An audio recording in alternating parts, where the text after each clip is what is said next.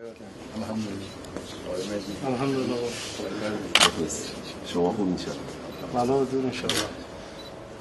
انشاءالله که هر بلایی که ساید رحمتی است، هر که را رنجیدهی اون راحتی است.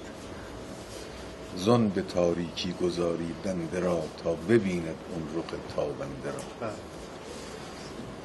تیشه زن بر حضرت بندم زنند تا که با مهر تو پیوندم زنند. مال کی باشه این شعر خوبه؟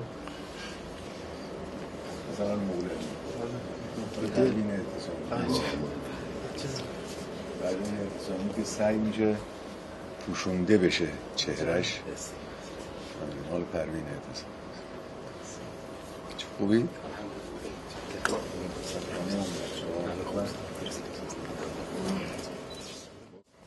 گفتن شاعر نخودلوبیا، بله، برای اینکه روح فرخزاد رو بالا ببرن اونو خواستن خوردش کنن.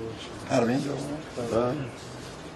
حالا فروغ هم من نظر نامناسبی ندارم بهش، به نظرم میاد که آخری ها وضعش بد نبوده انشاءالله، اما اونو برای که اونو چیز کنن تو سر این زدن که خب شعرش با این رتبه بالای شعری